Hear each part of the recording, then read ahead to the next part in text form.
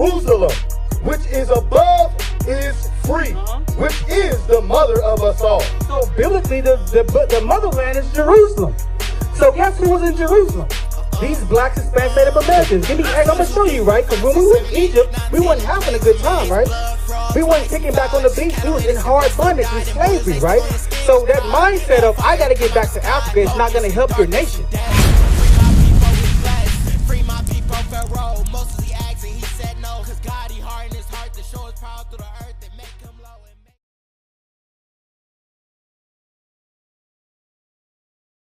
Hey, how you doing, sis?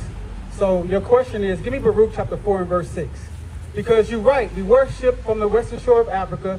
We were scattered all over these places, right? And like the officer was saying, it was punishment because we wasn't keeping God's commandments, right? So let's see why we in captivity right now. Why we in the hoods? Why we in the ghettos? Why they put Popeyes next to Dollar Trees, next to a laundromat, across the street from a dollar store, right? So let's see why we in these conditions. Read that. Baruch chapter 4 and verse 6. Ye were sold to the nations. So they came and picked us up and they sold us, right? They got history about this. They got movies about these things, right? Them picking up blacks, Hispanics, Native Americans and selling them to other nations. But in the school system, they tell you what?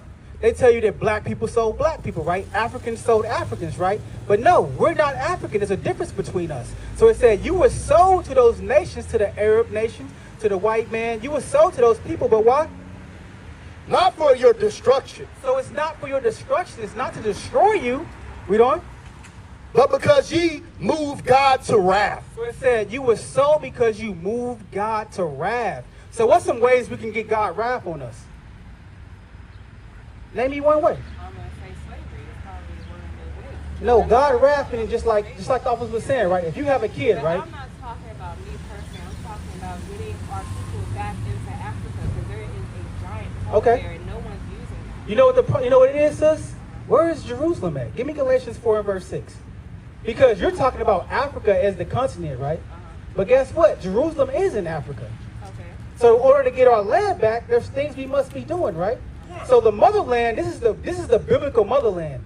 This is the biblical motherland. So we all want to get back to Jerusalem. We all want to get rulership. We all want these things, right? But you got to change up the way you're thinking about things. Read that. Galatians chapter 4 and verse 26. But Jerusalem, which is above, is free. It said Jerusalem, which is above, is free. Read on. Which is the mother of us all. So what's the mother of us all? But Jerusalem, which is above, is free, which is the mother of us all. So biblically, the motherland is Jerusalem. So guess who was in Jerusalem? These blacks, Hispanics, Native Americans. Give me Exodus chapter 1 real quick. Because I'm going to show you, right? Because when we were in Egypt, we weren't having a good time, right? We weren't kicking back on the beach. We was in hard bondage and slavery, right? So that mindset of, I got to get back to Africa is not going to help your nation. Because look at this. Is it one person on this boat? How many people on this boat? An entire nation is on this boat in slavery. So guess what that means, sis? It takes an entire nation to get us out of slavery. So one mindset of I'm going back to Africa, that's not going to fix things. We got to get together on one accord and have the mindset that our homeland, Jerusalem, is what we're trying to get back to. And we're going to show you how to get there. Give me Exodus chapter 1 and verse 1. Read that. Exodus chapter 1, verse 1. Now these are the names of the children of Israel, which is talking about the children of Israel. Read on. Which came into Egypt, every man of his household. So it said they came into Egypt, every man of his household, right? Who was doing what in Egypt? Who was building brick and mortar, right? Give me Exodus chapter 21. Come back here. Exodus 20 and verse 2. I just want to prove that. Because the Bible defines itself. You go to the Christian church, they don't explain things, right? They give you their own feelings. But the Bible said, I tell you what the definition of Egypt means. All you got to do is read. You don't have to guess. I'm going to let you know what I mean when I say you went to Egypt. Or you're going to go to Egypt again. Read that. Exodus chapter 20 and verse 2. I am the Lord thy God. So the Lord thy God, the black Messiah, Jesus Christ, read on. Which have brought thee out of the land of Egypt. So he said he brought you out of the land of Egypt. Out of the house of bondage. The house of what? House of bondage. So he said Egypt means what? Bondage. Another word for bondage is slavery, right? Go back to Exodus chapter 1. So when we was going in Exodus chapter 1, they took our families into Egypt. We was going into slavery, right? And that individual mindset has to stop, sis. Read that. Exodus 1 and 1. Now these are the names of the children of Israel, which came into Egypt. Every man of his household came with Jacob. Reuben, Simeon, Levi, and Judah. So you see all those names on this sign right here. Shalom, Israel. This is Bishop Nathaniel. I want you to know that you can view all our Sabbath classes live on IUIC TV. That's right, I said on IUIC TV. Download the app today. Shalom. Which one are you? Why not? What's your dad?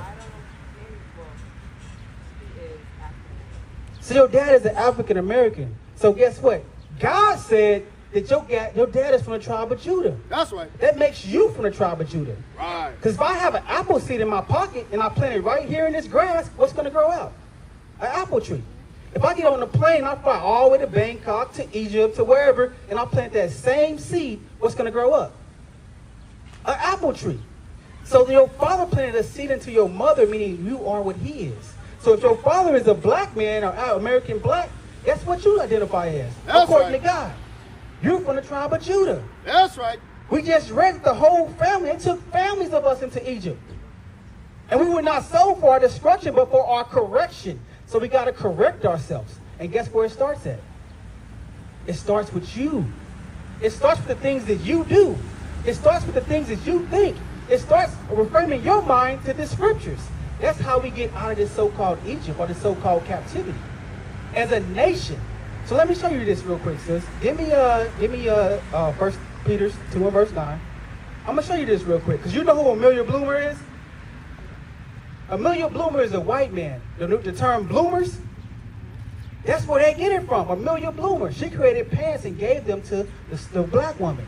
Because you look at this sign, our foremothers, they're what? They're in dresses picking cotton. So we didn't wear pants like that, right? When you see old movies, you got a grandmother that was born about in the 50s and 60s like that?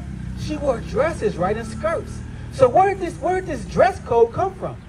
It came from this man right here, the same man that switched the same things that you're talking about going back to Egypt. Guess what you're going to find in Egypt? You're going to find this white man right here. They call him Christ. You're going to find sisters in pants. You're going to continue to be breaking God's laws just in a different location. That's right. Why? Because you haven't changed your mind. Read that. 1 Peter chapter 2 and verse 9. So this is part of reframing our mind to get that wrath of God off of us. Read on. But ye are a chosen generation. So it said, ye are chosen. If you choose something, it's separate from everybody else, right? If you got a chosen thing, that's not just like everything else. So God is saying that you are chosen. What's your name? You can just give me a nickname if you want to. Okay, well, I'm going to call you Sis. That's fine? Well, Sis, God is saying you are chosen. Read on. A royal priesthood. So it said you are royal. You're royal. Do you feel like royalty when you're around other nations? Look at our communities. Does it feel like royalty? It doesn't, right? Our communities doesn't say that we are royal, but God is saying we are royalty. Read on. And holy nation, a peculiar people. A peculiar meaning not like everybody else. We don't do the same things. We don't follow the same trends. We don't follow the same God as them. Our Messiah is black with woolly hair. That's right. The God of this world is a white man. We don't go to church on Sunday. We keep the biblical Sabbath, which is Saturday. That's right. That's part of being peculiar or set apart, not like everyone else, sis. And that's part of you. That's what you have a heritage in. Because you come from this nation, from this tribe. That's right. If you keep the commandments, guess what? You will get the promises, but you got to keep them. Across the earth, the prophets move. From city streets to distant lands, the message is the same. Israel must rise. Through every quest, every journey, the truth spreads. No border can contain it. No distance can silence it.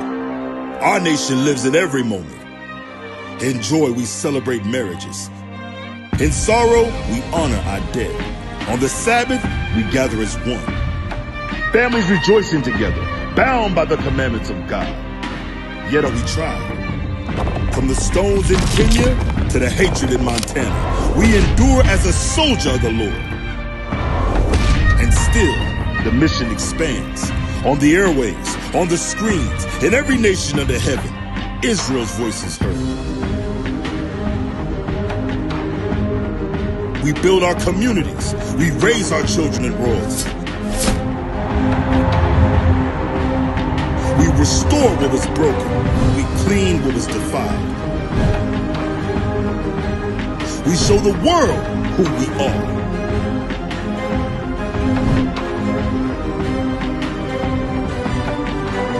This is Israel united in Christ. Nation in motion. Nation endures.